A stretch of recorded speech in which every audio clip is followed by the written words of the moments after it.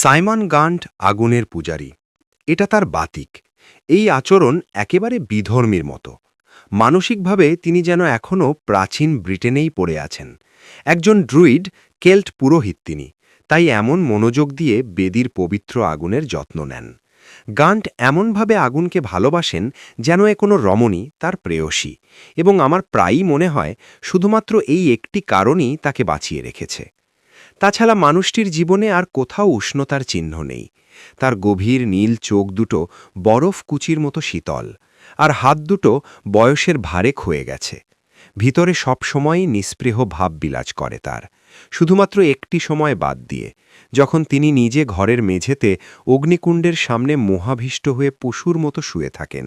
নিবিষ্ট মনে ওক কাঠের গুঁড়ি পড়ার চরচর শব্দ শোনেন, আর তখন তার চোখের তারায় জ্বলন্ত কয়লার ধিকি ধিকি লাল রং নেচে বেড়ায়। বয়স বাড়ার সঙ্গে সঙ্গে আগুনের প্রতি আবিষ্টতা বেড়েই চলেছে তার। গান্ট একটি বিজ্ঞাপনী সংস্থার কর্ণধার, কিন্তু দিনের পর দিন তার অমনোযোগের জন্য প্রতিষ্ঠানটি ক্ষতির মুখে পড়ছে, আর আমার কাঁধে দায়িত্বের বোঝা ক্রমশ ভারী হয়ে উঠছে, কারণ ওখানকার ম্যানেজার আমি। গান্ট অগাধ সম্পত্তির মালিক, কাজেই এই ব্যবসা লাটে উঠলেও তার কোনো ক্ষতি হবে না। পরিচিত জনেরা প্রথমে তাকে খামখেয়ালি বলতো, আর এখন পাগল বলতে আরম্ভ করেছে। আমি আর ডায়না এই ব্যাপারে অনেকবার আলোচনা করেছি, কিন্তু এর কোনো সঠিক সমাধান খুঁজে পাইনি আমরা। ডায়না গান্টের একমাত্র সন্তান এবং আমার বাগদত্তা। ও সুন্দরী, আকর্ষণীয় যুবতী, মাথা ভর্তি সোনালি চুল, ওর উজ্জ্বল নীল চোখ দুটো সবসময় উষ্ণতায় পূর্ণ থাকে। গত 1 বছর ধরে আমাদের সম্পর্ক। গান্ট আমাদের সম্পর্ক মেনে নেননি, এমনকি এর বিরোধিতাও করেননি। সোজা কথায় এই বিষয়টি এড়িয়ে চলছেন। তিনি মনের আবেগ অনুভূতিগুলো সবসময় তালাবদ্ধ করে রাখেন, যদিও আমি জানি ডায়নার প্রতি স্নেহে অন্ধ। সাধারণ চোখে দেখলে এখানে কোনো অস্বাভাবিকতা খুঁজে পাওয়া যাবে না। সাইমন গাস্টের শারীরিক গঠন অস্থিচর্মসার হলেও একজন সুস্থ স্বাভাবিক মানুষ, এমনকি মানসিকভাবেও অসুস্থ নন। সমস্যা শুধু একটাই, আগুনের প্রতি তার অস্বাভাবিক আগ্রহ, এবং জীবনের অন্য সব চিন্তা বাদ দিয়ে অগ্নি উপাসকদের কাল্টের সঙ্গে নিজেকে সম্পৃক্ত করে নেয়া। তার ব্যক্তিগত লাইব্রেরিতে এই বিষয়টির উপর অনেক বই আছে। মাঝে মাঝে এই বিষয় নিয়ে নিজস্ব থিওরিগুলো আমাদের সঙ্গে আলোচনা করেন। ওগুলো সত্যিই ভয়ঙ্কর। আগুনই জীবন, গান্ট একদিন বললেন। তার কঙ্কালসার চেহারা অগ্নিকুণ্ডের গনগনে লাল আলোয় জ্বলজ্বল করছে। অতীতের ধর্মবিশ্বাস এখনকার চেয়ে অনেক ভালো ছিল। ওই সব ধর্মবিশ্বাসীরা আমাদের চেয়ে অনেক বেশি জ্ঞানী ছিলেন। প্রাচীন পার্সিয়ানরা এই সত্যটি জানত। ডায়না আর আমার মধ্যে চকিতে দৃষ্টি বিনিময় হল। আগুনের আবিষ্কার ছিল সভ্যতার প্রতি মানুষের প্রথম পদক্ষেপ, আমি বললাম। সত্যিই এটি? গান্টের আচরণে অস্থিরতা ফুটে উঠল। আমি আলংকারিক অর্থে কিছু বলছি না। আগুনই হল জীবন। সূর্যের আলো থেকে জীবনের মূল বীজের উৎপত্তি, এবং বাকি অংশের রূপায়ণ করে এই মাটির পৃথিবী।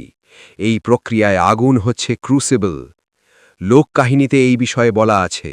সেখানে জীবনের মূলতত্ত্বের আলোচনায় বলা আছে, অগ্নি সম্বন্ধীয় এবং সরীসৃপ জাতীয় প্রাণী যা কিছু অতিমাত্রায় আগুনে টিকে থাকে, সে সবই এর অংশ।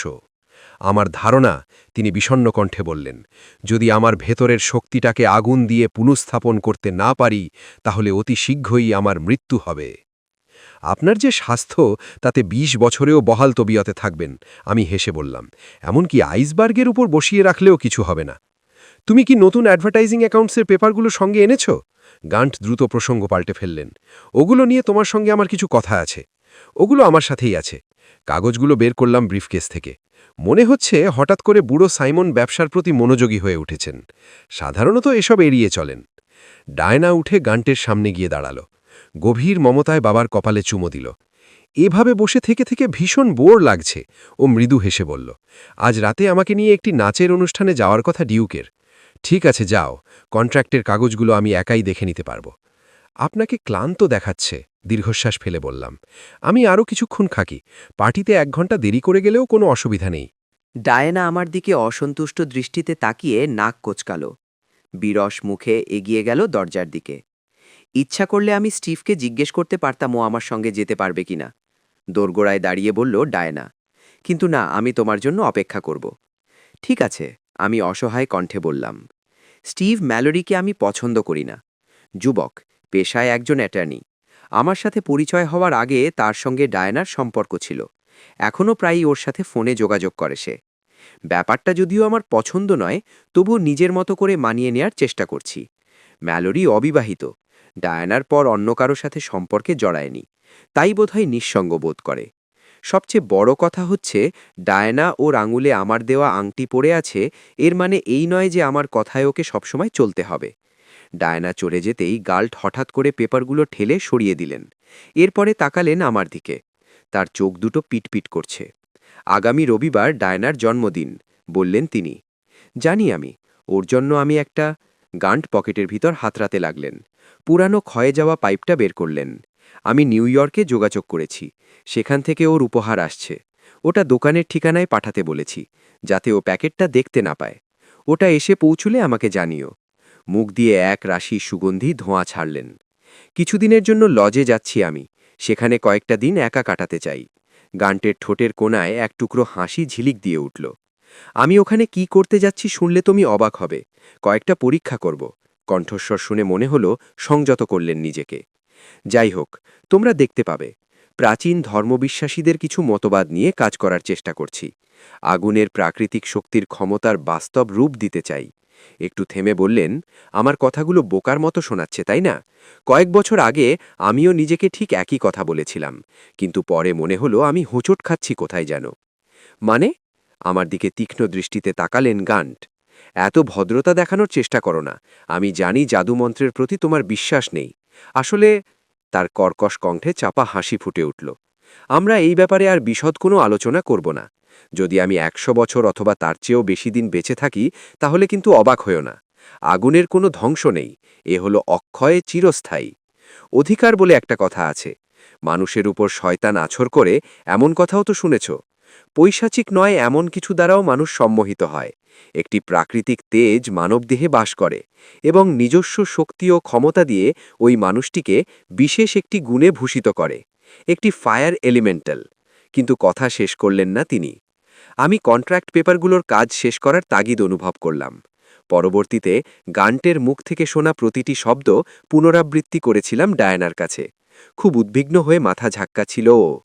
লোকজন বাবাকে নিয়ে কানাঘুষো করতে শুরু করেছে। তার থিওরিগুলো এখন আর কারো কাছে গোপন নেই। এবং সত্যিই তো, এরকম শখ কখনো সুস্থ মানুষের স্বাভাবিক আচরণ হতে পারে না। ডায়ানার কথাগুলোই ঠিক। কয়েকদিন পরের ঘটনা। গান্ট পাহাড়ের উপর তার প্রাইভেট লজে গিয়ে উঠলেন, বরাবরের মতো, একা। ওই দিনটি ছিল শুক্রবার, মাসের ১৩ তারিখ, আমার জীবনের চরম দুর্ভাগ্যের দিন।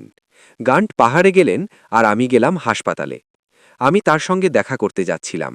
গাড়ির স্পিড ছিল মাত্রাতিরিক্ত। দুঃখজনকভাবে এটি আমার একটা বাজে অভ্যাস। ওই দিনের শেষ একটা কথাই মনে আছে।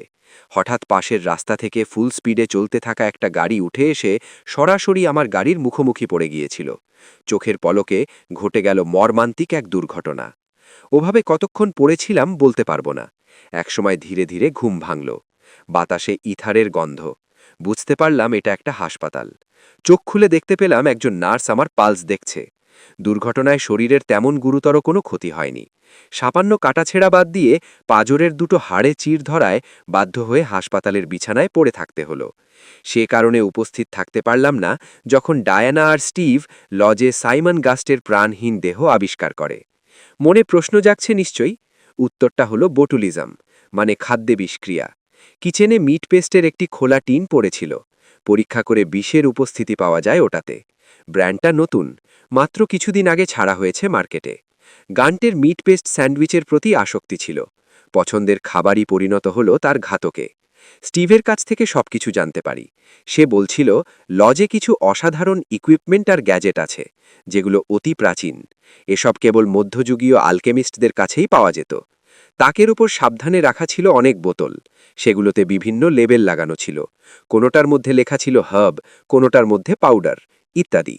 বিভিন্ন যন্ত্রপাতি ছিল যেগুলো যে কোনো ডিজাইনারের দুঃস্বপ্নের কারণ হতে পারে।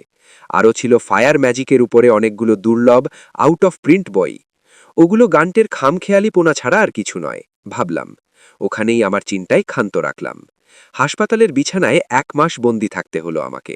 ওই ১ মাসে স্টিভ প্রায় প্রতিদিন দেখা করেছে ডায়নার সাথে। অবশেষে একদিন ডায়না আমার দেওয়া আংটিটা ফেরত দিতে এলো। আমি দুঃখিত ডিউক, আনত নয়নে বলল। অনেকদিন আগেই আমরা সিদ্ধান্ত নিয়েছিলাম আমরা একে অপরের প্রতি বিশ্বস্ত থাকব, দুজনে দুজনের প্রতি সৎ হব। যদি সৌভাগ্যবানটি নিশ্চয়ই স্টিভ ম্যালোরি, তাই না? আমি জানতে চাইলাম। হ্যাঁ, ও অনেক অনেক নরম মনের মানুষ, খুব ভালো। ডিউক, তুমি তো জানো জীবনে এবারই প্রথম সত্যিকারের বিপদে পড়লাম আমি, এবং নিজেকে চিনতে পারলাম। স্টিভের উপর নির্ভরশীল হয়ে পড়েছি আমি, ঠিক আগের মতো, আমাদের পরিচয় হওয়ার আগে। এভাবেই শেষ হয়ে গেল আমাদের সম্পর্ক। অবশ্য এখানে যুক্তি দেখিয়ে তর্ক করলে কোনো লাভ হতো না। আমি বালিশের উপর মাথা রেখে চুপচাপ শুয়ে রইলাম, আর ভাবলাম কবে ছাড়া পাবো হাসপাতাল থেকে। এর মধ্যে দৃশ্যপটে উপস্থিত হল ডন অ্যালবার্টসন। সে ডায়নার কাজিন। বহু বছর আগে তুচ্ছ একটি বিষয়ে তুমুল ঝগড়া হয়েছিল তার আর সাইমন গাস্টের মধ্যে। যাই হোক, ইদানিং সে তার বেশিরভাগ সময়ই ডায়নার সাথে কাটাচ্ছে। ডন খর্বকাল, মাথা ভর্তি ঘন লাল চুল, গোলগাল মুখটায় সবসময় একটা দেতো হাসি লেগে আছে, আর চেহারার দিকে তাকালেই মনে হয় সে একজন লম্পট, দুশ্চরিত্র। যখন আমাকে হাসপাতালে দেখতে এলো তখন তাকে একটা নির্বোধ আর বাচাল বলেই মনে হলো আমার। তাহলে আগামীকাল তুমি বেরোচ্ছ এখান থেকে, তা একদিক থেকে ভালোই হবে। লজে বিশাল একটা পার্টির আয়োজন করা হয়েছে, ওখানে গেলে মন ভালো হয়ে যাবে। পার্টি কেন? ডন দাঁত বের করে হাসল। দেখে মনে হচ্ছে কিছুটা নার্ভাস। জানো না তুমি, বুড়ো গান্ট উইলে একটা দারুণ শর্ত জুড়ে দিয়েছে। প্রতি বছর একবার করে ডায়ানাকে লজে যেতে হবে এবং দেবতা আহরিমানের কাছে উৎসর্গ করতে হবে। উৎসর্গ? না, তুমি যা ভাবছ তা নয়। কথাগুলো পড়ে দেখেছি আমি। অনেকগুলো প্যাঁচানো নিয়মকানুন। বেদিতে ম্যাজিক পাউডারের সাহায্যে আগুন ধরাতে হবে, দেবতার নামে ভজন সঙ্গীত গাইতে হবে এবং আগুনের পূজা করতে হবে জাদুমন্ত্রের সাহায্যে। ডায়নাকে এই কাজটি করতে হবে ওয়ালপার্গিসের রাতে, যা আজ থেকে দুদিন পর। হা ঈশ্বর! বিস্ময়ে আঁতকে উঠলাম আমি। ওর বাবার মৃত্যুর 1 মাসও পার হয়নি। ব্যাপারটা ভালো লাগছে না আমার। তুমি বাধা দিতে পারবে না ওকে? এ ধরনের কাজ সম্পূর্ণ অর্থহীন। অ্যালবার্টসন সিগারেট ধারাল। কাজটা বুড়োর প্রতি সম্মান দেখানোর জন্য করা হচ্ছে। তাছাড়া ডায়না নিশ্চয়ই বুঝতে পারছে ও কি করছে। আমি বলেছি এটা বোকামি, কিন্তু আমাকে এ ব্যাপারে কিছু বলতে নিষেধ করেছে সে। বলেছে এখন বাবার আত্মার শান্তির জন্য এর চেয়ে বেশি কী বা করতে পারে ও। যাই হোক, তোমার কথাগুলো ভেবে দেখছি আমি। বিষয়টা খুবই স্পর্শকাতর, তাই ডায়নাকে বলেছি সবকিছু আমার হাতে ছেড়ে দিতে। অনেক লোকজনকে দাওয়াত দিয়েছি আমি, আর সেদিন আমরা সত্যিকারের পার্টি এনজয় করব। ড্রিঙ্কস, মিউজিক এবং ডান্স। আমি বিস্ময়ে হাঁ হয়ে তাকিয়ে রইলাম ওর দিকে। বলে কি, লোকটার রুচি কি ভয়াবহ! ডায়না কি জানে তুমি কি করতে চাইছ? ও সবকিছু আমার হাতে ছেড়ে দিয়েছে, অমায়িকভাবে কথাগুলো বলল অ্যালবার্টসন। আমি খুব ভালোভাবে পার্টি ম্যানেজ করতে পারি। ইতিমধ্যে সবকিছু ঠিকও করে ফেলেছি। সবচেয়ে বড় স্টান্টটা হবে ট্রেজার হান্ট। কু থেকে শুরু করে সবকিছু থাকবে সেই খেলায়। তুমি এভাবে গাস্টের কবরের উপর নাচতে পারো না, গম্ভীর কণ্ঠে বললাম আমি। দেখো, তোমার ওই পার্টিতে কেউ আসবে না। যাদের দাওয়াত দিয়েছি তারা সবাই আমার বন্ধু। অ্যালবার্টসন দৃঢ় কণ্ঠে কথাগুলো বলল। আর আমি একটা জিনিস বুঝতে পারলাম, ও যখন আমার কাছে এসে ঝুটে কথা বলছিল, টের পাচ্ছিলাম ওর নিঃশ্বাসের সঙ্গে কড়া মদের গন্ধ ভেসে আসছে। পরবর্তীতে অবশ্য জানতে পারলাম অ্যালবার্টসন সবসময় এমন অর্ধ মাতাল হয়ে ঘুরে বেড়ায়। কোনো ভদ্রলোক এমনটি করতে পারে না। কথা বলার জন্য ফোন তুললাম। অ্যালবার্টসনের ভ্রুঞ্জোড়া উপরে উঠে গেল। ডায়না শহরে নেই, পার্টি শুরু হওয়ার আগে ফিরবে। ও শিকাগো গেছে স্টিভ আর তার বাবার সঙ্গে। সেখানে কিছু ব্যবসায়িক কাজ আছে। ওরা এই মুহূর্তে ঠিক কোথায় আছে সেটাও আমি জানি না। আমার কথা শোনো, পার্টিটা ক্যান্সেল করে দাও, আমি জোর গলায় বললাম। যেন সে দেখেও দেখল না, চোখ টিপে বেরিয়ে গেল। আমি বিছানায় পড়ে রইলাম। গলার কাছে কি একটা দলা পাখিয়ে উঠছে, বমি বমি লাগছে একটু। যদি ডায়নার সঙ্গে যোগাযোগ করা যেত ভাবলাম। আমি জানি ও অবশ্যই এই ভয়ানক তামাশাটা হতে দিত না, কিন্তু ওর সঙ্গে কোনো রকম যোগাযোগ করার পথ নেই আমার। যদিও আমি একটি লং ডিস্টেন্স কল করেছি শিকাগোয়। পরদিন হাসপাতাল থেকে ছাড়া পেলাম। আমি এখন পুরোপুরি সুস্থ। গাড়ি চালানোর চেষ্টা করলাম। ওটা গ্যারেজ থেকে সারিয়ে আনা হয়েছে। ইঞ্জিনের অবস্থা দেখে বুঝলাম খুব ভালো আছে ওটা, কিন্তু রাতে ভালো ঘুম হলো না আমার। পরের দিন বিকেল নিজেই ড্রাইভ করে বেরোলাম। উদ্দেশ্য লজে যাব। তাড়াতাড়ি পৌঁছে গেলাম, কিন্তু অতটা তাড়াতাড়ি পৌঁছতে পারিনি। ডন অ্যালবার্টসন আর তার দলবল, প্রায় 1 ডজন মানুষ, পুরুষ এবং মহিলা, পৌঁছে গেছে আমার আগেই। তারা ইতোমধ্যেই মদ খেয়ে মাতলামি শুরু করে দিয়েছে। আমাকে দেখামাত্র অভ্যর্থনা জানানোর জন্য জোরে চিৎকার করে উঠল সবাই। আরে এসো, বসে পড়ো, আগে একটা ড্রিঙ্ক নাও। আমি এইমাত্রই সাইমনের দিয়ে যাওয়া আদেশগুলো পড়ছিলাম। ডায়না কোথায়? আমি প্রশ্ন করলাম। এখনও পৌঁছয়নি। শোনো, একটু থমকে গেল। বুড়ো কি লিখেছে এখানে? আমার দৃঢ় বিশ্বাস, মৃত্যুর পর আগুনের শক্তির মাধ্যমে আবার নবজীবন লাভ করব আমি।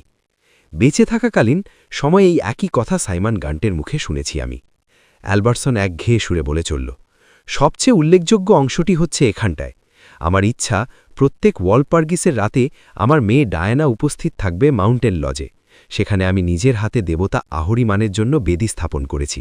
সম্পূর্ণ নিয়ম মেনে তার উপাসনা করতে হবে। প্রথমে এই হার্বগুলো পুড়িয়ে ধোঁয়া দিতে হবে এবং তারপর নিচের ক্রমানুসারে লেখা কথাগুলো পড়তে হবে। একটি অক্ষত দেহের কালো মোড়ক এনে রাখতে হবে যজ্ঞবেদীর কয়লার উপরে এবং ওটার উপর পবিত্র ছাই ছিটিয়ে দিতে হবে। লজের ভেতরের বিশাল ঘরটির দিকে নজর দিলাম আমি। দেওয়ালের ওয়ালপেপারটা ভীষণ অদ্ভুত দেখতে। ওটার গায়ে বিভিন্ন জাদুর প্রতীকের ডিজাইন, পেন্টাগ্রাম, জেডিয়াকাল মার্কিংস, এসবের ছবি আঁকা। মাথার উপরে ওক গাছের কুড়িকাঠের থেকে ঝুলছে মাকড়সা, ওগুলো খুব দ্রুত জাল বুনতে পারে। ঘরের এক কোণায় একটি ছোট ক্রুসিবল দাঁড় করানো, আর অনেকগুলো থাকের পর থাক ভর্তি করে বিভিন্ন দুর্লভ যন্ত্রপাতি আর বই সাজিয়ে রাখা আছে। দেওয়ালের সামনে যজ্ঞবেদীর একটি ব্লক। বেদিটি তৈরি করা হয়েছে ধূসর রঙের ধাতু দিয়ে। ওটার ওপরে একটি বোলের মতো গর্ত। আরও কাছ থেকে ভালো করে দেখার জন্য এগিয়ে গেলাম বেদি মূলে। মেঝের উপর দাগ লেগে আছে, স্পষ্ট বোঝা যাচ্ছে এটা কোথাও থেকে সরিয়ে আনা হয়েছে। বেদিটি বেশ হালকা, ভেতরে ফাঁপা, সহজ বহনযোগ্য। রাসায়নিক ঝাঁঝালো গন্ধে ঘরের বাতাস ভারী হয়ে আছে। সেই সঙ্গে যুক্ত হয়েছে ধূপের হালকা ধোঁয়া। ধূপের সুগন্ধ আর ঘরের ভেতরের মানুষের শরীরের উৎকট দুর্গন্ধ, এই দুয়ে মিলে একটা অস্বস্তিকর দম বন্ধ করা পরিবেশ তৈরি করেছে। আমি অ্যালবার্টসনের কথা শুনতে পাচ্ছি। সমস্ত গাছগাছরা আর আনুষঙ্গিক উপকরণ জোগাড় করে রেখেছি, এমনকি কালো মোড়কটাও আনা হয়েছে, কিন্তু জাদু করতে পারিনি, সময় হয়নি। হঠাৎ গাড়ির শব্দ শুনতে পেলাম। লজের দোরগোড়ায় থামল গাড়ি। ঘরের ভেতরে প্রবেশ করল ডায়না। তার পিছু নিল স্টিভ ম্যালারি। রহস্যময় একটুকরো হাসি লেপ্টে আছে স্টিভের চেহারায়। তার পেছন পেছন এলো তার বাবা। কালের বিবর্তন লোকটির থেকে সমস্ত কমনীয়তা কেড়ে নিয়েছে। এখন যে শুষ্ক কুঞ্চিত চামড়ার দেহটা রয়েছে, সেটা অতীতের মানব দেহের খোসা। কোনো এক সময় এই লোক অসাধারণ শক্তিসম্পন্ন, প্রকাণ্ড দেহের অধিকারী ছিল, কিন্তু আজ তার সেই বিশাল দেহ কঙ্কালে পরিণত হয়েছে। হাড়ের কাঠামো ঢেকে আছে ক্ষয়ে যাওয়া চামড়া দিয়ে। দেখতে পেলাম ওদের তিনজনের চেহারায় বিস্ময়ের সঙ্গে সঙ্গে বিতৃষ্ণাও ফুটে উঠেছে। এমনকি অ্যালবার্টসনও লক্ষ্য করল ওটা। সে দ্রুত ডায়ানার দিকে এগিয়ে গিয়ে ওকে হাত ধরে ঘরের একপাশে টেনে নিয়ে গেল। কিছুক্ষণ নিচু স্বরে কথা বলল ওরা। অবশেষে দেখতে পেলাম এমনভাবে মাথা কাঁধ করল ডায়না, যেন কোনো ব্যাপারে সম্মতি জানাল, যদি ওর চোখের কঠোর দৃষ্টি অন্য কথা বলছে। ওদের কিছু কথা আমার কানে এলো। এভাবে সবার সামনে ছোট করো না আমাকে, ডায়না, আমার বন্ধুরা, ভেবেছিলাম তোমার ভালো লাগবে। স্টিভের সঙ্গে কথা বললাম। চেষ্টা করেছিলাম এটা বন্ধ করতে, তোমাদের সঙ্গে যোগাযোগ করারও চেষ্টা করেছিলাম। ডায়না যদি ওই মাতালদের দলটিকে এখান থেকে বেরিয়ে যেতে বলতো, করুক। চলো এখান থেকে একটু দূরে কোথাও যাই, যেখানে ওদের এই হৈহুল্লোড় পৌঁছবে না। কথাগুলো কর্কশ শোনাল স্টিভের। সামনে জেটির কাছে এগিয়ে গেলাম আমি। চারিদিকে গোধূলির ক্ষীণ আলো, একটু পরেই সন্ধে নেমে আসবে। ডায়নার হাত ধরে সামনের দিকে এগিয়ে গেল ও। আমি সিগারেট ধরালাম। দ্রুত অন্ধকার নেমে আসছে, সূর্য ডুবে গেছে। হঠাৎ করে রাত হয়ে গেল। খুব অদ্ভুত একটা ব্যাপার, একটুও ঠান্ডা লাগছে না, একদম গুমোট আবহাওয়া। ধীরে ধীরে লেকের রাস্তা ধরে এগিয়ে গেলাম। পায়ের শব্দ শোনা যাচ্ছে। শব্দটা আসছে আমার পেছন থেকে। অ্যালবার্টসন এসছে। ডিউক, তাকে নার্ভাস দেখাচ্ছে। ডায়নার কিছু না, আমি বিরক্ত কণ্ঠে বললাম। ও কোথায়? স্টিভ গোমড়ো মুখে ভ্রুকুটি করল। তার বাবা বিদ্রুপাত্মক কণ্ঠে বলে উঠল, ও পারবে না, কারণ ও খুব নরম একটি মেয়ে, কখনো কারো মনে আঘাত দিয়ে কথা বলতে পারে না। ডায়না পেছনের দরজার দিকে এগিয়ে যেতেই ওর সঙ্গে চোখাচোখি হলো আমার। আমি বেরিয়ে এলাম ওর পিছু নিয়ে। ম্যালারিরাও আমার সঙ্গে নিল। আমরা পড়ছে বেরিয়ে এলাম এবং দরজাটা জোরে ধাক্কা দিয়ে বন্ধ করে দিলাম, যাতে ভেতরের শব্দ বাইরে থেকে না শোনা যায়। সামনে পাহাড়ের পেছনে সূর্য অস্ত যাচ্ছে। পায়ের কাছে দীর্ঘ পথ লেকে গিয়ে শেষ হচ্ছে। চারপাশের গাছগুলোর দীর্ঘ ছায়া ক্রমশ ঘিরে যাচ্ছে আমাদের। শোনো ডায়না, আমি বললাম, তুমি শুধু একবার বলো আমায়, ওই ভাড়গুলোকে আমি ঘাড় ধাক্কা দিয়ে বের করে দেব। ধন্যবাদ ডিউক, মৃদু হেসে বলল, একরাশ বিষণ্ণতা ওর চেহারায়। সত্যি কথা বলতে কি, এসবে কিছু এসে যায় না। আসলে কোনো কিছুই এখন আর বাবাকে কষ্ট দিতে পারবে না। থাক ওরা এখানে, ওদের মনেও অনেক কষ্ট আছে, ডন বলেছে আমাকে। থাক না, ওরা নিজেদের মতো করে একটু আনন্দ। সামনে জেটির দিকে বলে হাত তুলে দেখালাম আমি, স্টিভ ওর সঙ্গে, ওদেরকে একা থাকতে দাও। নিশ্চয়ই, অ্যালবার্টসন সন্দিগ্ধ কণ্ঠে বলল, নিশ্চয়ই, নিশ্চয়ই। আমি বাড়ির দিকে ফিরতি পথ ধরলাম। হঠাৎ রাস্তার পাশে দাঁড়িয়ে থাকা পাম্পের গায়ে হটকে লাগল, আর 4 হাতে পায়ে উবু হয়ে পড়ে গেলাম। মনের মধ্যে কু ডাক দিল আমার। হঠাৎ শুনতে পেলাম ডায়ানার মৃদু ফোপানো কান্নার শব্দ। লাফ দিয়ে সোজা হয়ে দাঁড়ালাম আমি। আবছা অন্ধকারে যতদূর চোখ যায় ডায়ানাকে খুঁজতে লাগলাম, কিন্তু যা দেখলাম ওটা ডায়ানা নয়, মাত্র 20 ফুটও নয় এখান থেকে। সাইমন গান্ট দাঁড়িয়ে আমাদের দিকে তাকিয়ে আছেন। না, এতে কোনো ভুল নেই, ওটা সাইমন গান্টি। তার পরনে সেই কবর দেওয়ার সময়কার পোশাক, তার মৃত ভাবাবেগহীন চেহারায় কোনো আবেগ বা অনুভূতি প্রকাশ পাচ্ছে না। অন্ধকারে নিশ্চুপ দাঁড়িয়ে উনি আমাদের দিকে তাকিয়ে আছেন। অন্ধকারে? আমরা কেন দেখতে পাচ্ছি না ওনাকে অমন নিকষ অন্ধকারে? তার শরীরটা বাতির মতো জ্বলজ্বল করছে, ওনার শরীরটা যেন নরকের আগুনে জ্বলছে। তার শরীরের ভেতরে যেন একটা আগুনের গোলা ঝিকমিক করছে। অন্ধকারের বিপরীতে একটা উজ্জ্বল বর্ণের ছায়া তৈরি করে রেখেছে ওই দেহটা। নিজের মনের আতঙ্কটাকে উপেক্ষা করার চেষ্টা করলাম, কিন্তু তা সত্ত্বেও শিরদাঁড় বেয়ে একটা ভয়ানকের ছলস্রোত বয়ে গেল। অ্যালবার্টসন চিৎকার করে তীক্ষ্ণ কণ্ঠে কেঁদে উঠল। দৌড়ানোর শব্দ শুনতে পেলাম। আমিও দৌড়ালাম। জ্বলন্ত জিনিসটা নড়ছে না। ওটার চোখের দিকে তাকালাম, চকচক করছে। কালো মুনি দুটোর চারপাশে ঝকমকে সাদা অংশটুকু যেন আগুনের জ্বলন। ক্ষণিকের জন্য অ্যালবার্টসনের ছায়ামূর্তিটি মিশে গেল ওই দেহটার সঙ্গে। অগ্নিকুণ্ডের মাঝখান থেকে রক্তিম বর্ণের কিছু অংশ বাইরের দিকে ছিটকে পড়ল। আবার চিৎকার করে কেঁদে উঠল অ্যালবার্টসন। একটা হাত তুলে মুখ ঢাকার চেষ্টা করছে, এবং তারপরই ওটা চলে গেল আমাদের সামনে থেকে। ফ্ল্যাশলাইটের আলোর রেখা ছুটে এলো আমার পেছন থেকে। লনের এখানে ওখানে দাঁড়িয়ে থাকা ওক গাছের গুড়ির উপর নাচতে বিচ্ছে আলো। অ্যালবার্টসন মাটিতে উপড়ে পড়ে আছে, 2 হাতে মুখ ঘষছে আর আহত পশুর মতো গোঙাচ্ছে। তার পেছনে কিচ্ছু নজরে পড়ছে না, শুধু ঘন ছায়া আর দীর্ঘ সাদা একটা আলোর রেখা এখানে সেখানে নেচে বেড়াচ্ছে। ওই জিনিসটা লুকিয়ে থাকার মতো কোনো আড়াল নেই এখানে। একেবারে ধারে কাছে কোনো আশ্রয়স্থল নেই, আর গাছগুলো একটা থেকে আরেকটা বেশ দূরে দূরে দাঁড়িয়ে আছে। তবুও ওটাকে কোথাও দেখা যাচ্ছে না।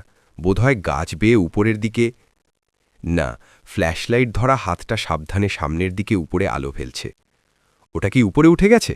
স্টিভ বলল। আমি ঘাড় পিছন দিকে কাত করলাম, এক দৃষ্টিতে তাকিয়ে দেখছি। না, কিছু দেখতে পাচ্ছি না। ফ্ল্যাশলাইটের সাদা আলোকরশ্মি দপদপ করে জ্বলছে। গাছের ডালগুলো খালি। অন্যেরা এসে যোগ দিল আমাদের সঙ্গে।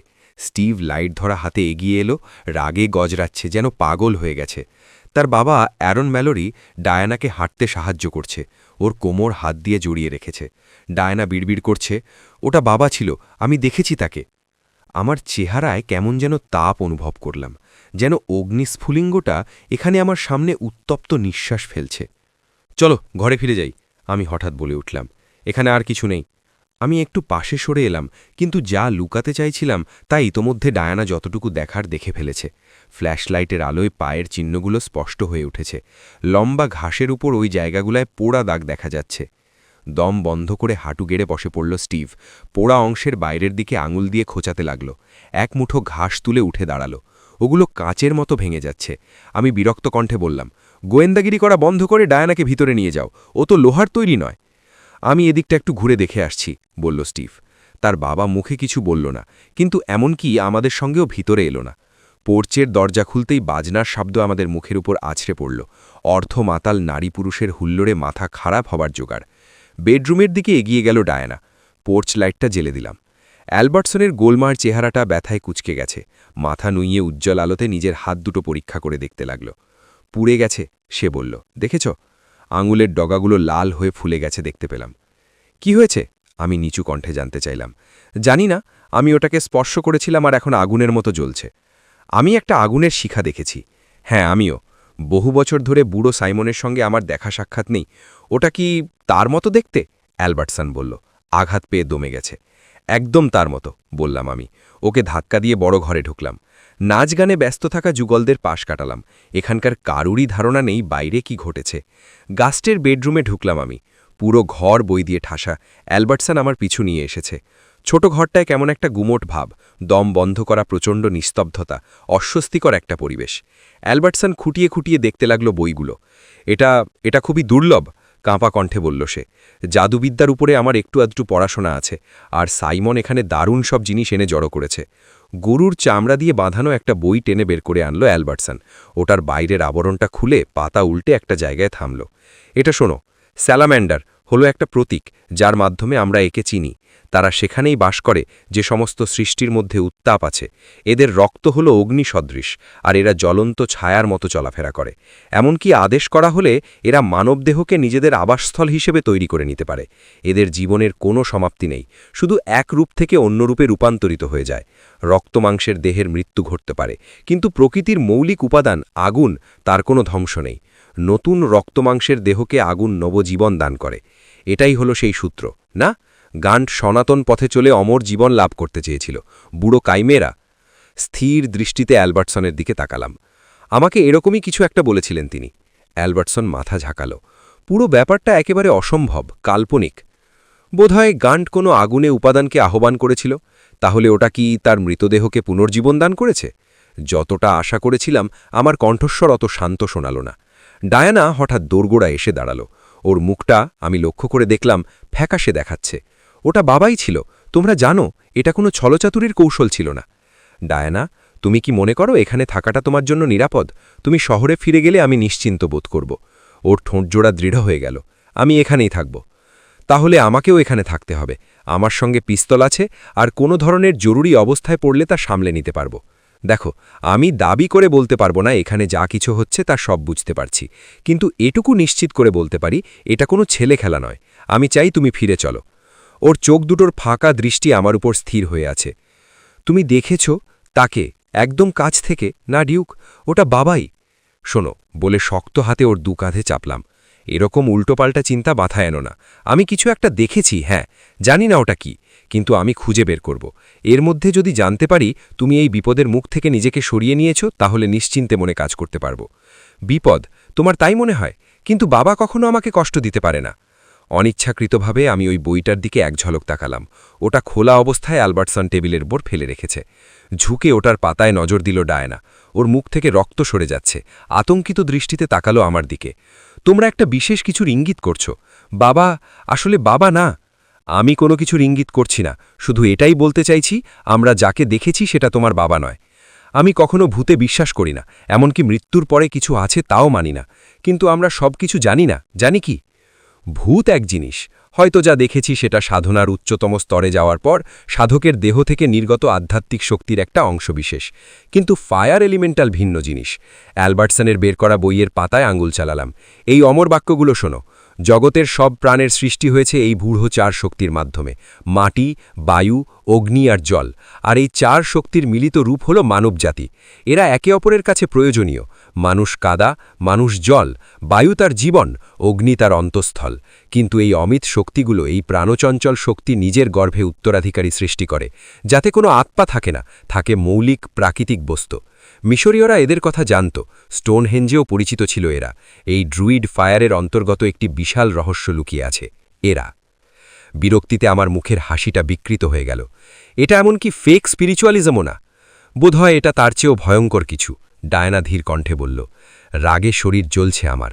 ম্যাজিক, ক্রুদ্ধ কণ্ঠে বললাম। একই সঙ্গে অ্যালবার্টসনের হাঁপানোর শব্দ শুনতে পেলাম। মনে হলো শ্বাস টানতে খুব কষ্ট হচ্ছে। অ্যালবার্টসন স্থির হয়ে তাকিয়ে আছে জানালার দিকে। তার দৃষ্টি অনুসরণ করে আমিও তাকালাম। জানালার কাচের বাইরে কিছু একটা আছে, মাত্র এক ঝলক নজরে পড়ল, একটা আগুনের হলকা। এমনই অ্যালবার্টসন আমাকে টেনে সরিয়ে দরজার দিকে নিয়ে গেল। এখনও ওটা, ওই জিনিসটা জানালার বাইরে আছে, যেন আমাদেরকে নিরীক করছে। কি ভয়ঙ্কর! অ্যালবার্টসনের পিছু নিলাম। পেছনে না তাকিয়েও বুঝতে পারলাম ডায়ানা আমাদের সঙ্গে আসছে। ফিরে যাও, বললাম আমি, কিন্তু সে শুধু চুপ করে মাথা নাড়ল। এর থেকে বেশি কিছু বলার সময় নেই। বাড়ির বাইরে বেরোলাম। নিকষ অন্ধকার। ঈষৎ হলুদ বর্ণের একটি তীরের লম্বা অংশ জানালার দিক থেকে বেঁকে ঝুলে আছে। ম্যালোরিদয়, বাবা আর ছেলে, কারুর কোনো খবর নেই। অন্ধকারে অ্যালবার্টসন হোঁচট খেল। আমি তাকে সামলে নিলাম। কি যেন একটা ধূপ করে পড়ে ঘাসের উপর দিয়ে গড়িয়ে গেল। আমার ফ্ল্যাশলাইট, অ্যালবার্টসন বলল। আমি ওর চেয়ে ভালো কিছু নিয়ে এসেছি। দ্রুত হাতে পিস্তল তাক করলাম। হাতের তালুতে অটোমেটিকের হাতল ভয়ঙ্কর শীতল লাগল। নির্বাক হয়ে দাঁড়িয়ে রইলাম আমি, অন্ধকারের সঙ্গে মানিয়ে নেওয়ার চেষ্টা করছি। ডায়ানা আমার গা ঘেঁষে দাঁড়ালো। তুমি কি গন্ধটা পাচ্ছ ডিউক? কি যেন একটা পুড়ছে। হ্যাঁ, গন্ধটা আমিও পেয়েছি। একই সময় দেখতে পেলাম একটু দূরে ছোট এক আগুনের ফুলকি জ্বলছে। মুহূর্তের মধ্যে আগুনের ফুলকিটা বড় হয়ে গেল। সরু আগুনের রেখা ঘাসের মধ্যে দিয়ে সাপের মতো এঁকে বেঁকে চলতে লাগল। তখনই আমার মাথায় এলো চিন্তাটা, সবুজ ঘাসে কখনো আগুন জ্বলতে পারে মা? তারপরই দেখতে পেলাম ওই জিনিসটা, ওটা আগুন। এতে কোনো সন্দেহ নেই। বাতাসে একটা সাদা অগ্নিশিখা দাউ দাউ করে জ্বলছে। কোনো কিছু সাহায্য লাগছে না। ওটা যেন আমাদেরকে বিদ্রুপ করে নেচে বেড়াচ্ছে, ভূতের মতো ভাসছে বাতাসে, যেন একটা নারকীয় পিশাচ আলেয়ার মতো আলো ছড়াচ্ছে। সামনে এগোনোর সময় পিছনের দাগ কেটে যাচ্ছে, যেন একটা জ্বলন্ত ভূত ধেয়ে যাওয়া পথ ধরে আগুনের সাপ নিয়ে ছুটে চলেছে। আগুনের পদচিহ্ন। আমি দ্রুত ওটার পিছু নিলাম, হাতে উদ্যত পিস্তল। গুলি করলাম, কিন্তু যদি গুলিটা কোথাও বিধিয়েও থাকি তাতে আশাব্যঞ্জক ফল পেলাম না।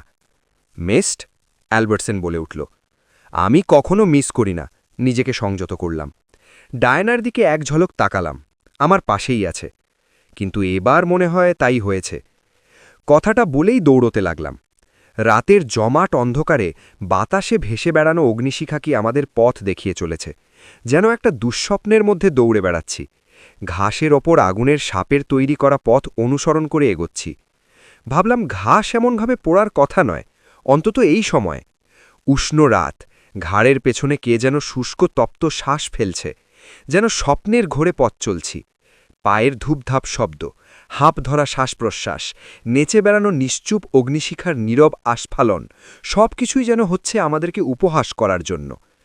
অ্যালবার্টসন একটু দম ফেলে বলল, না, এটা গাল্ট নয়, কিছুতেই হতে পারে না। মনে হচ্ছে আমার মস্তিষ্কের রক্তনালীগুলো যেন ছিঁড়ে যাবে। চোখ দুটো জ্বলছে, ব্যথা করছে।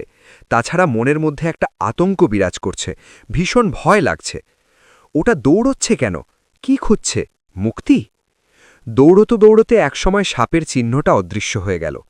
আর কোনো রেখা নেই, অন্ধকারে শুধু আগুনের আকারটা বোঝা যাচ্ছে। বাতাসের গায়ে হেলান দিয়ে নিথর হয়ে আছে। আবারও আমি গুলি ছুঁড়লাম, এবং আগের মতোই কোনো লাভ হল না। এখনও ওখানেই দাঁড়িয়ে আছে জিনিসটা। হঠাৎই জ্বলন্ত অদ্ভুত অগ্নিশিখাটা বাতাসে মিলিয়ে গেল। তার জায়গায় স্থান করে নিলেন সাইমন গান্ট। মাত্র ২০ ফুট দূরত্ব, অদ্ভুত ভাবলেশীন চেহারায় দাঁড়িয়ে আছেন। আমার পিস্তল আবার গর্জন করল। ধাক্কা লাগল আমার হাতে। উনি একটুও নড়লেন না। তার মুখ, ২ চোখ, সমস্ত শরীর জ্বলজ্বল করছে। তার ভিতরে যেন আলো জ্বলছে, সম্পূর্ণ দেহটাই যেন কোনো আলোর পাত্র। আমার গুলির শব্দ মিলিয়ে গেল। চারদিক শুনশান, নিস্তব্ধ। পরিবেশটা অসহ্য গুমট, দমবন্ধ করা মনে হচ্ছে। ডায়ানার চাপা স্বরে কান্নার শব্দ শুনতে পেলাম। ও এক লাফে সামনে এগিয়ে এলো, ছুটে গেল ওক গাছের নিচে দাঁড়িয়ে থাকা ভৌতিক দানবটার দিকে। আমিও ওর পিছু নিয়ে ছুটলাম, কিন্তু ততক্ষণে দেরি হয়ে গেছে। লাল আগুনের শিখা বাইরের দিকে ছিটকে পড়ল। ডায়ানা আর্তস্বরে চিৎকার করে উঠল। ও পিছন দিকে এলিয়ে পড়ল। ধরে ফেললাম। যন্ত্রণায় কাতরাচ্ছে। আমি চোখ তুলে দেখলাম সাইমন গান্ট নেই। ২ হাতে পাজাকোলা করে তুললাম ডায়ানাকে। আমি ফিরে যাচ্ছি। অ্যালবার্টসন একটা ম্যাচের কাঠি জ্বালল, কিন্তু কোথাও কেউ নেই। কেবল ছাই আর আধপোড়া ঘাসের একটা রেখা দেখা যাচ্ছে। আমার মনে হয় আমাদেরও যাওয়া উচিত, সে মুখ তুলে বলল। ডায়ানা জ্ঞান হারিয়েছে। লজের পোর্চে একটা কাউচে শুইয়ে ভালো করে ওর দিকে তাকালাম। মুখের একপাশ হালকা পুড়ে গেছে। রেডিওটা এখনও উচ্চ শব্দে বেজে চলেছে। হঠাৎ বাড়ির ভেতর থেকে অ্যালবার্টসনের দলবল এসে ঘিরে ফেলল আমাদের। সবাই হুতুম পেঁচার মতো গোল গোল চোখে তাকিয়ে আছে। মদ্যপানের কারণে সবার মেজাজ খুব উৎফুল্ল। কেউ একজন ভারী গলায় প্রশ্ন করল, কি হয়েছে? সব বললাম ওদের। যা যা ঘটেছে সবাইকে আমি ঠিক তাই বললাম, কারণ ওদেরকে আমার একটুও পছন্দ হচ্ছিল না, এবং ওদের মুখের দেতো হাসিগুলো মুছে দিতে চাচ্ছিলাম। নির্বোধগুলো ভয় পেলে আমার খুব ভালো লাগবে। কিন্তু না, এতে কোনো কাজ হল না। গ্লাস হাতে নিয়ে একটি মেয়ে এগিয়ে গেল অ্যালবার্টসনের দিকে। ডন, মেয়েটি বিড়বিড় করে উঠল। আজ কি যেন করতে হবে, চলো এখন আমরা বুড়ো সাইমনের নামে উৎসর্গটা দিয়ে দিই, কেমন? বুঝতে পারলাম ওরা সবাই কিছু একটা ঘটার অপেক্ষায় আছে। অ্যালবার্টসনের দিকে একদৃষ্টে তাকালাম আমি। দেখো তো বাথরুমের ক্যাবিনেটে কোনো মলম খুঁজে পাও কিনা, আমি রুদ্ধ কণ্ঠে ওকে বললাম। কিন্তু সে অন্যদেরকে নিয়ে দরজা ভেদ করে হাওয়া হয়ে গেল। রেডিওটা জোরে চিৎকার করছে, বাজনার সঙ্গে নাচের তালে এলোমেলোভাবে পা ফেলার শব্দ শুনতে পাচ্ছি। একটু পরেই দেখতে পেলাম বাইরের অন্ধকারে স্টিভ দাঁড়িয়ে আছে। গুলির শব্দ শুনতে পেলাম। সে বলল, ডায়ানা, কি হয়েছে? ও ঠিক আছে, বললাম। ভালো কথা, এতক্ষণ কোথায় ছিলে তুমি? বাদ দাও তো ওসব কথা, আমি কিচ্ছু খুঁজে পাইনি। অ্যালবার্টসন ফিরে এসেছে, তার হাতে একটা মলমের কৌটো। স্টিভ ওটা নিয়ে ডায়ানার ক্ষততে লাগিয়ে দিল। কি হয়েছে তাকে সবিস্তারে বললাম। সেও তার অংশটুকু বলল। সে বলল তারা বাপ বেটা দুজনে মিলে এতক্ষণ ধরে খুঁজে বেরিয়েছে, কিন্তু কিছুই পায়নি। আবারও বললাম আমি। অটোম্যাটিকটা বের করে সাবধানে পরীক্ষা করে দেখছি। অ্যালবার্টসনের সঙ্গে আমার চোখাচোখি হল। Blank bullet? সে মৃদুস্বরে প্রশ্ন করল। না, আমারও অমনটা মনে হয়েছিল। দেখো, আমার হাতের টিপ এত খারাপ না। গাস্টের বইয়ের লেখা অনুযায়ী প্রাকৃতিক শক্তি যে কোনো মুহূর্তে তার অধিকৃত দেহকে ত্যাগ করতে পারে, কিন্তু এখন তো মনে হচ্ছে ওটা যে কোনো সময় ফিরে আসতে পারে। আমার সন্দেহ আছে, বললাম আমি। অটোম্যাটিকটা একটা নতুন ক্লিপ ঢুকিয়ে পকেটে পুরলাম আবার। আমার মনে হয় এখনও সময় আছে, এই বিপদ থেকে আমাদের বাঁচা দরকার। অন্ততপক্ষে ডায়ানার কথা ভাবো। যদি আমার কথা বলো, আমি চলে যাচ্ছি। আমাদের সবারই যাওয়া উচিত, এবং অতি দ্রুত। আরে থামো ডিউক, অ্যারন ম্যালোরি বলল। দরজার গোবরাটে দাঁড়িয়ে আছে, আরও রুগ্ন দেখাচ্ছে, যেন শকুনের কঙ্কাল। আমাদের বাস্তববাদী হতে হবে। কোনো সুপারন্যাচারাল বস্তুর ওপর আমার বিশ্বাস নেই। আমার ভীষণ বিরক্ত লাগছে। আপনি কিসে বিশ্বাস করেন তাতে আমার কিছু যায় আসে না, বললাম আমি। আমি শুধু ভাবছি ডায়ানার কথা। এই জায়গাটা খুব ভয়ঙ্কর, যদিও দেখতে পাচ্ছি কারোর মধ্যে ভয়ের লেশমাত্র নেই। অ্যারন ম্যালোরি বেশ কোমল কণ্ঠে নম্রভাবে বলল, ডায়ানার মুখটা খুব বেশি পড়েনি, ভালো। অ্যালবার্টসন অপ্রত্যাশিতভাবে আমার পক্ষ নিল। আমার মনে হয় ডিউক ঠিক কথাই বলছে। যাই হোক, ডায়ানার জন্য এ স্থান নিরাপদ নয়, আমরা ফিরে গেলেই ভালো হবে। আমি আমার ফ্ল্যাশলাইট খুঁজে পেয়েছি, তাই প্রথমে চারপাশটা একটু ঘুরে দেখতে চাই। স্টিভ, তুমি কি আসবে? আমি ডায়ানার সঙ্গে থাকছি, শান্ত কণ্ঠে বললাম আমি। আমার পিস্তল লোড করা আছে। অ্যারন ম্যালোরি ঘোতঘোত করে উঠল। আমরা পুরো এলাকাটা একটু ঘুরে দেখব। যদি ওই জিনিসটার নির্দিষ্ট কোনো আকার থাকে, তবে ওটা কোনো চিহ্ন না রেখে হাওয়ায় মিলিয়ে যেতে পারবে না।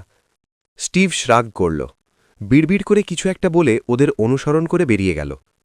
রাতের আধারে ওদের পায়ের শব্দ মিলিয়ে গেল। অন্ধকার জেকে বসেছে। পোর্চের চারপাশে হাওয়ায় হাত বোলালে যেন কালি লেগে যাবে। হঠাৎই অনুভব করলাম ডায়না আমার দিকে তাকিয়ে আছে। ডিউক, ও দুর্বলভাবে একটু হাসতে চেষ্টা করল। আমার মনে হয় আমি বিরাট কোনো বিপদের মুখে পড়েছি। এখন কেমন লাগছে তোমার মুখটা? খুব ব্যথা করছে, নিশ্চয়ই দাগ পড়ে যায়নি? আরে না, আমি ওকে আশ্বস্ত করলাম। অল্প একটুখানি পুড়ে গেছে, স্টিভ ওখানটায় মলম লাগিয়ে দিয়েছে। কি হয়েছিল? বলল। আমি সবকিছু বললাম। স্টিভ কি বাইরে গেছে? ও প্রশ্ন করল। হ্যাঁ, ওদের সঙ্গেই গেছে। আমি ওর কাছে যাব। ও উঠতে উঠতে, তুমি এখানে নিরাপদে আছো, চিন্তা করো না, ও ফিরে আসবে। ডিউক, ডায়না আমার চোখের দিকে তাকিয়ে ফিসফিস করে বলল, তুমি কি বুঝতে পারছো না আমি ওকে ভালোবাসি? আমি চুপ করে ওর মুখের দিকে তাকিয়ে রইলাম। কিছুক্ষণ পর বললাম, হ্যাঁ, এবং পোর্চের দরজা খুলে দোরগোড়ায় দাঁড়ালাম। চলো তাহলে। আমার চোখের মণি দুটো নিজেদেরকে অন্ধকারের সঙ্গে মানিয়ে নিয়েছে। কাউকে দেখতে পাচ্ছ? না, এখান থেকে কিছু দেখা যাচ্ছে না। চলো ওদিকে জেটির দিকে যাই, ওখান থেকে দেখতে পাব। ওকে অনুসরণ করে আমি ভানাচোরা জেটিতে পা রাখলাম। বিপদের কোনো আশঙ্কা নেই। জেটির এখানে মাত্র কোমর সমান পানি, কিন্তু আমাদের পায়ের নিচের তক্তাগুলো মচমচ করে উঠল। আমরা প্রায় শেষ মাথায় পৌঁছে গিয়েছিলাম, তখন হঠাৎ পেছন দিকে উজ্জ্বল আলো জ্বলে উঠল। একটা তীব্র চিৎকার শুনতে পেলাম, স্টিভের কণ্ঠ। একই সঙ্গে ডায়নাও কেঁদে উঠল। ও ঘুরে গিয়ে জেটির রাস্তা ধরে উল্টো পথে দৌড় দিল। আমিও পিছু নিলাম। লাল উজ্জ্বল শিখার উদ্দেশ্যে আমরা দৌড় দিলাম। মনে হচ্ছে যেন 1 যুগ পর ঘটনাস্থলে পৌঁছলাম আমরা। দুজন মানুষ ধস্তাধস্তি করছে। স্টিভ এবং অ্যালবার্টসন একটা কিছুকে জাপটে ধরে রাখার চেষ্টা করছে, কিন্তু ওটা তো আগুনের মতো জ্বলছে। কাছেই ঘাসের ওপরে উপুর হয়ে পড়ে আছে অ্যারন ম্যালোরি। প্রবল বেগে বাইরের দিকে আগুন ছড়িয়ে পড়লে অ্যালবার্টসন পেছনের দিকে পড়ে গেল, আহত পশুর মতো আর্তনাদ করছে। একটু পরই সে নিজেকে সামলে উঠে দাঁড়াল। ভয়ঙ্কর অগ্নিদানবটার মুখোমুখি হল। ওটার জ্বলন্ত মুখটা দেখতে একদম সাইমন গান্টের মতো। ডায়নাকে ধাক্কা দিয়ে একপাশে সরিয়ে দিলাম আমি। আমার হাতের অটোমেটিক সজোরে গর্জে উঠল।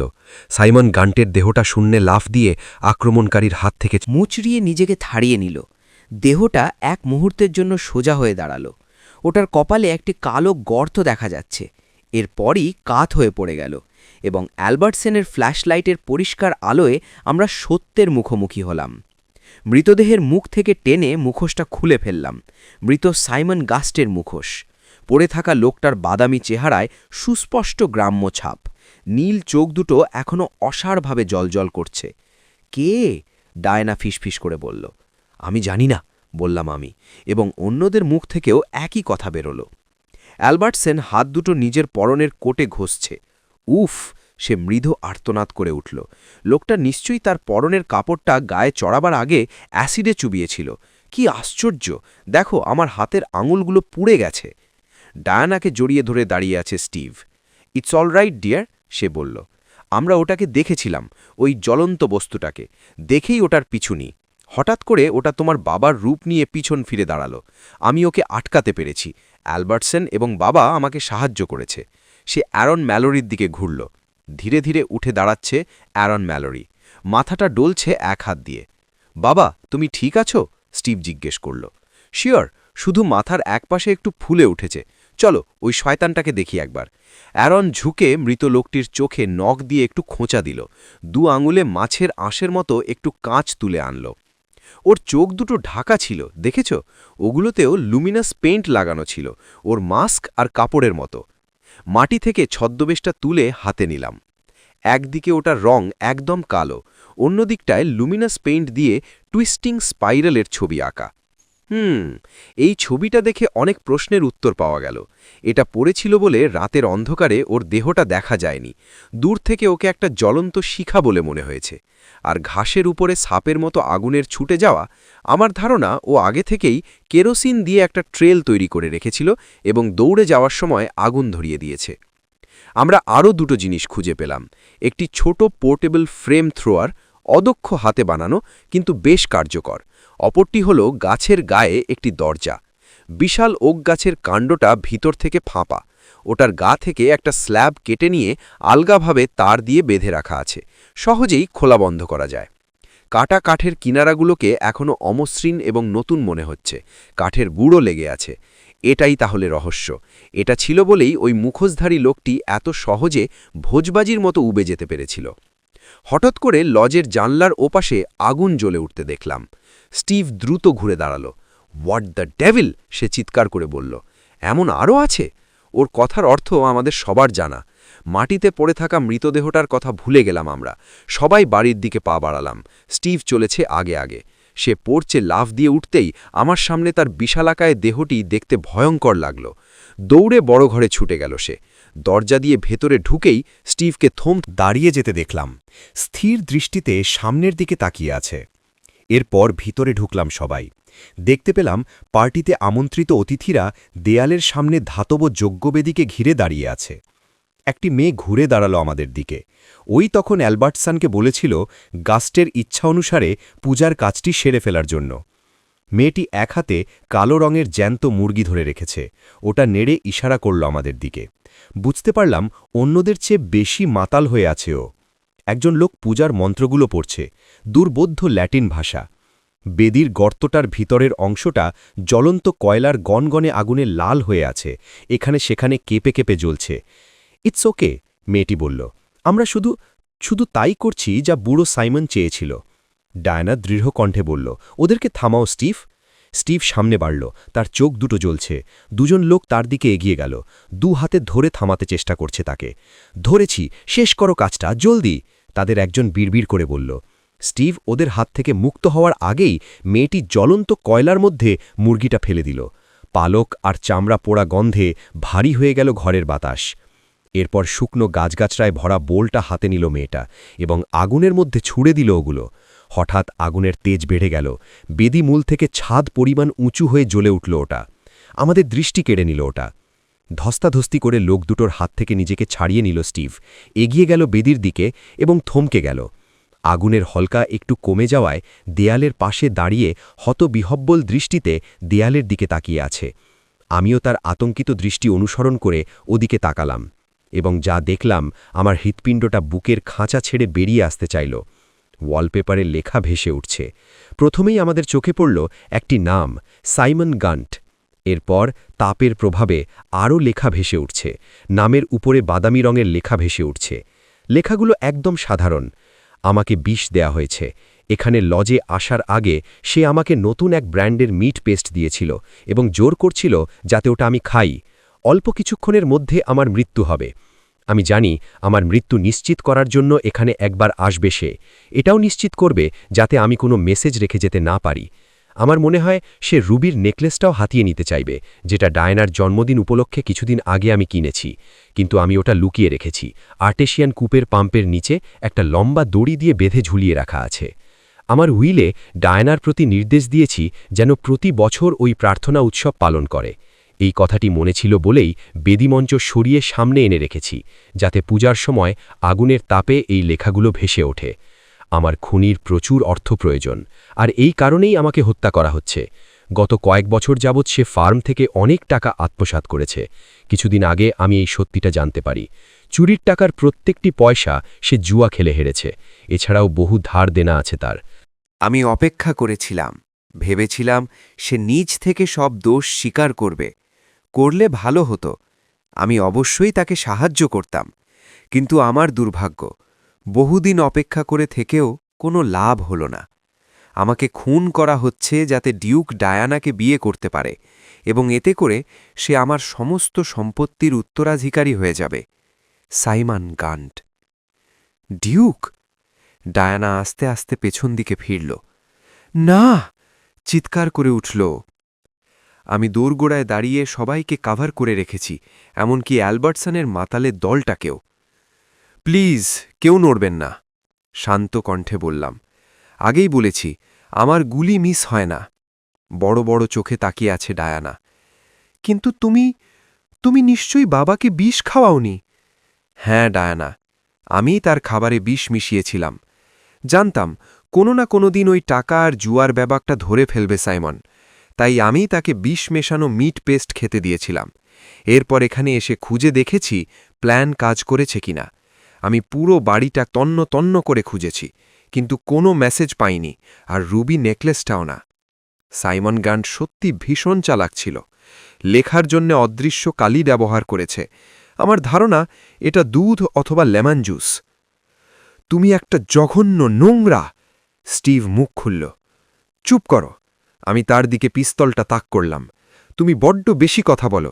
ডায়ানাকে অনেক মিষ্টি মিষ্টি কথা বলে ভুলিয়ে রেখেছ। আমি ভেবেছিলাম তোমার মুখে লাগাম পরাতে পেরেছি, কিন্তু না, তুমি আবার আমাদের দুজনের মাঝে দেওয়াল তুলে দিয়েছ। ও আমার সঙ্গে এঙ্গেজমেন্ট ভেঙে দিয়েছে। আমি স্টিভকে ভালোবাসি, শান্ত কণ্ঠে ডায়ানা বলল। আরও কিছু বলার বাকি আছে? মনে পড়ে আমার গাড়ি অ্যাক্সিডেন্টের ঘটনা? এই লজ থেকে ফেরার পথে ঘটে দুর্ঘটনাটা। আমি একটা অ্যালিবাই তৈরি করার জন্য তাড়াহুড়োর মধ্যে ছিলাম। হাসপাতালের বিছানায় 1 মাস পড়ে থাকার ফলে নেকলেসটা খুঁজতে পারিনি, কিন্তু আমি অপেক্ষা করার সিদ্ধান্ত নিয়েছিলাম। ডায়ানা আমাকে ছেড়ে চলে যাওয়ার পর বুঝতে পারলাম গান্টের সম্পত্তি আমার হাতছাড়া হয়ে গেছে, কিন্তু যদি নেকলেসটা খুঁজে বের করতে পারি, ওটা হাতিয়ে নিতে পারব। তখন ভাবলাম হাতে অনেক সময় আছে। অ্যালবার্টসনের মুখের দিকে তাকালাম। তখন তুমি প্ল্যান করলে এই পার্টির সঙ্গে আবার ট্রেজার হান্ট, একটা জঘন্য পরিকল্পনা। আমি বুঝতে পেরেছিলাম যত তাড়াতাড়ি সম্ভব আমাকে নেকলেসটা খুঁজে বের করতে হবে, তাই গতকাল এখানে এসেছি। ওটা খুঁজে পাইনি আমি। আরও সময়ের দরকার, আর আমি কখনোই চাইনি একদল মাতাল গর্দভ নেচে কুদে লজের চারপাশে গুপ্তধন খোঁজার নাটক করুক। যে লোকটাকে তুমি হত্যা করলে আজ রাতে, জিম নেসবিট, ও তো একটা ভবঘুরে। গতকাল রাতে গ্রামের পাশে জঙ্গলে আমি ওকে দেখতে পাই। তোমাদেরকে ভয় দেখিয়ে তাড়িয়ে দেওয়ার জন্য ওকে ভাড়া করে এনেছিলাম। তোমরা চলে গেলে ভালো করে সময় নিয়ে নেকলেসটা খুঁজতাম। তুমি হত্যা করেছ তাকে? ডায়ানা বলল। অবশ্যই, করতে বাধ্য হয়েছি, বললাম। আমি বুঝতে পেরেছিলাম ও পালিয়ে যেতে পারবে না। স্টিভ আর অ্যালবার্টসন দুজনে মিলেই ওকে ঠিকই কাবু করে ফেলবে, তাই ও যেন মুখ খুলতে না পারে আমি সেই ব্যবস্থা করেছি। এখন কি করতে চাও তুমি? প্রশ্ন করল স্টিভ। তোমাকে খুন করতে চাই, তোমাকে স্টিভ এবং তোমার বাবাকে আর অ্যালবার্টসনকে এবং ডায়ানাকে, এছাড়া আর বাকি যারা আছে। তোমরা কেউ আটকাতে পারবে না আমাকে। এরপর আমি নেকলেসটা পেলেই এখান থেকে চলে যাব। খুব একটা বেগ পেতে হবে না। ডায়ানাকেও মেরে ফেলতে চাও? আমি অপেক্ষা করেছিলাম, ভেবেছিলাম সে নিজ থেকে সব দোষ স্বীকার করবে। করলে ভালো হতো, আমি অবশ্যই তাকে সাহায্য করতাম। কিন্তু আমার দুর্ভাগ্য, বহুদিন অপেক্ষা করে থেকেও কোনো লাভ হল না। আমাকে খুন করা হচ্ছে যাতে ডিউক ডায়ানাকে বিয়ে করতে পারে, এবং এতে করে সে আমার সমস্ত সম্পত্তির উত্তরাধিকারী হয়ে যাবে। সাইমন গান্ট। ডিউক! ডায়ানা আস্তে আস্তে পেছন দিকে ফিরল। না! চিৎকার করে উঠল। আমি দোরগোড়ায় দাঁড়িয়ে সবাইকে কাভার করে রেখেছি, এমনকি অ্যালবার্টসনের মাতালের দলটাকেও। প্লিজ, কেউ নড়বেন না, শান্ত কণ্ঠে বললাম। আগেই বলেছি, আমার গুলি মিস হয় না। বড় বড় চোখে তাকিয়ে আছে ডায়ানা। কিন্তু তুমি নিশ্চয়ই বাবাকে বিষ খাওয়াওনি? হ্যাঁ ডায়ানা, আমি তার খাবারে বিষ মিশিয়েছিলাম। জানতাম কোনো না কোনো দিন ওই টাকা আর জুয়ার ব্যাপারটা ধরে ফেলবে সাইমন, তাই আমি তাকে বিষ মেশানো মিট পেস্ট খেতে দিয়েছিলাম। এরপর এখানে এসে খুঁজে দেখেছি প্ল্যান কাজ করেছে কিনা। আমি পুরো বাড়িটা তন্ন তন্ন করে খুঁজেছি, কিন্তু কোনো মেসেজ পাইনি, আর রুবি নেকলেসটাও না। সাইমন গান্ট সত্যি ভীষণ চালাক ছিল। লেখার জন্য অদৃশ্য কালি ব্যবহার করেছে। আমার ধারণা এটা দুধ অথবা লেমন জুস। তুমি একটা জঘন্য, নোংরা! স্টিভ মুখ খুলল। চুপ করো! আমি তার দিকে পিস্তলটা তাক করলাম। তুমি বড্ড বেশি কথা বলো। ডায়ানাকে অনেক মিষ্টি মিষ্টি কথা বলে ভুলিয়ে রেখেছ। আমি ভেবেছিলাম তোমার মুখে লাগাম পরাতে পেরেছি, কিন্তু না, তুমি আবার আমাদের দুজনের মাঝে দেওয়াল তুলে দিয়েছ। ও আমার সঙ্গে এঙ্গেজমেন্ট ভেঙে দিয়েছে। আমি স্টিভকে ভালোবাসি, শান্ত কণ্ঠে ডায়ানা বলল। আরও কিছু বলার বাকি আছে? মনে পড়ে আমার গাড়ি অ্যাক্সিডেন্টের ঘটনা? এই লজ থেকে ফেরার পথে ঘটে দুর্ঘটনাটা। আমি একটা অ্যালিবাই তৈরি করার জন্য তাড়াহুড়োর মধ্যে ছিলাম। হাসপাতালের বিছানায় 1 মাস পড়ে থাকার ফলে নেকলেসটা খুঁজতে পারিনি, কিন্তু আমি অপেক্ষা করার সিদ্ধান্ত নিয়েছিলাম। ডায়ানা আমাকে ছেড়ে চলে যাওয়ার পর বুঝতে পারলাম গান্টের সম্পত্তি আমার হাতছাড়া হয়ে গেছে, কিন্তু যদি নেকলেসটা খুঁজে বের করতে পারি, ওটা হাতিয়ে নিতে পারব। তখন ভাবলাম হাতে অনেক সময় আছে। অ্যালবার্টসনের মুখের দিকে তাকালাম। তখন তুমি প্ল্যান করলে এই পার্টির সঙ্গে আবার ট্রেজার হান্ট, একটা জঘন্য পরিকল্পনা। আমি বুঝতে পেরেছিলাম যত তাড়াতাড়ি সম্ভব আমাকে নেকলেসটা খুঁজে বের করতে হবে, তাই গতকাল এখানে এসেছি। ওটা খুঁজে পাইনি আমি, আরও সময়ের দরকার, আর আমি কখনোই চাইনি একদল মাতাল গর্দভ নেচে কুদে লজের চারপাশে গুপ্তধন খোঁজার নাটক করুক। যে লোকটাকে তুমি হত্যা করলে আজ রাতে, জিম নেসবিট, ও তো একটা ভবঘুরে। গতকাল রাতে গ্রামের পাশে জঙ্গলে আমি ওকে দেখতে পাই। তোমাদেরকে ভয় দেখিয়ে তাড়িয়ে দেওয়ার জন্য ওকে ভাড়া করে এনেছিলাম। তোমরা চলে গেলে ভালো করে সময় নিয়ে নেকলেসটা খুঁজতাম। তুমি হত্যা করেছ তাকে? ডায়ানা বলল। অবশ্যই, করতে বাধ্য হয়েছি, বললাম। আমি বুঝতে পেরেছিলাম ও পালিয়ে যেতে পারবে না। স্টিভ আর অ্যালবার্টসন দুজনে মিলেই ওকে ঠিকই কাবু করে ফেলবে, তাই ও যেন মুখ খুলতে না পারে আমি সেই ব্যবস্থা করেছি। এখন কি করতে চাও তুমি? প্রশ্ন করল স্টিভ। তোমাকে খুন করতে চাই, তোমাকে স্টিভ, এবং তোমার বাবাকে আর অ্যালবার্টসনকে এবং ডায়ানাকে, এছাড়া আর বাকি যারা আছে। তোমরা কেউ আটকাতে পারবে না আমাকে। এরপর আমি নেকলেসটা পেলেই এখান থেকে চলে যাব। খুব একটা বেগ পেতে হবে না। ডায়ানাকেও মেরে ফেলতে চাও? চোখ ছানা বড়া হয়ে গেছে স্টিভের। জবাবে একটু মুচকি হাসলাম আমি। কি মনে হয় তোমার আমি ভালোবাসি ওকে? স্টিভ এমন ঝড়ের গতিতে এড়িয়ে এলো যে থতমত খেয়ে গেলাম আমি। দেখলাম একটা পা দিয়ে সে বেদিমূলে লাথি মারল, আর ওই ফাঁপা মেটাল বাল্কটা ঝনঝনিয়ে উল্টে পড়ে গেল। আমি গুলি ছুড়লাম। স্টিভ টলমল করে উঠল। বেদিমঞ্চের গর্ত থেকে প্রবল বেগে জ্বলন্ত কয়লার একটা স্রোত বেরিয়ে এসে আমার পায়ের গোড়ালি পর্যন্ত ঢেকে দিল। তীব্র অসহ্য যন্ত্রণা গ্রাস করে নিল আমাকে। লাফ দিয়ে সরে গেলাম। বারংবার অটোম্যাটিকের ট্রিগার টিপছি, কিন্তু তীব্র ব্যথায় চোখ দিয়ে অবিরল ধারায় অশ্রু বেরিয়ে অন্ধ করে দিয়েছে আমাকে। প্রচণ্ড যন্ত্রণা আর ক্রোধে মাথায় খুন চেপে গেল আমার। কয়েক জোড়া হাত আমাকে আঁকড়ে ধরেছে বুঝতে পারছি। লড়াই করছি ওদের সঙ্গে। লড়তে লড়তে আমার হাতের পিস্তলটা হঠাৎ ঝাঁকুনি খেল। লড়ে যাচ্ছি। লড়ে গেলাম যতক্ষণ না পর্যন্ত চোখের সামনে ধোঁয়াশা মিলিয়ে গিয়ে ডায়ানার সাদা মুখটা দেখতে পেলাম, আর ওর একটা বাহু বেয়ে সরু রক্তের ধারা নেমে যাচ্ছে। পৃথিবীর বুকে আজকের রাতটা আমার শেষ রাত। 1 সপ্তাহের মধ্যে বিয়ে হয়ে যাবে ডায়ানা এবং স্টিভের। আমার বুলেট ডায়ানার গায়ে ক্ষত সৃষ্টি করেছিল, কিন্তু কাউকে হত্যা করতে পারেনি। আজ রাতে 2 জন মানুষকে হত্যার দায়ে আমার মৃত্যুদণ্ড কার্যকর করা হবে।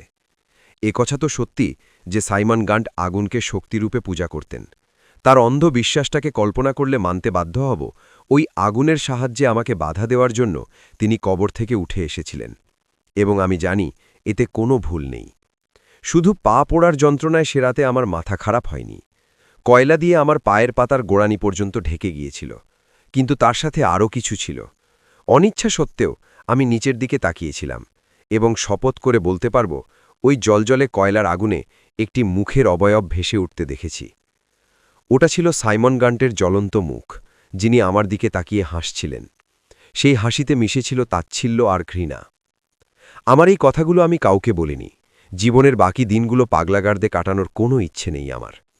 1 ঘণ্টা পর আমি গিয়ে চেয়ারে বসব এবং অন্য এক ধরনের আগুন আমার প্রাণের সমাপ্তি ঘোষণা করবে।